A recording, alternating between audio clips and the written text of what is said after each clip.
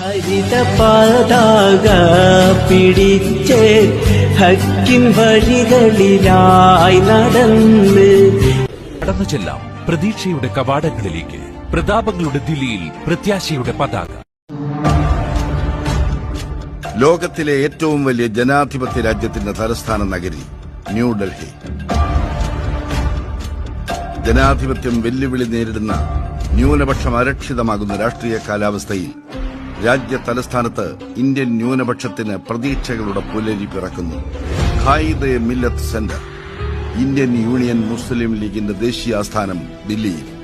Quaide Millat centre.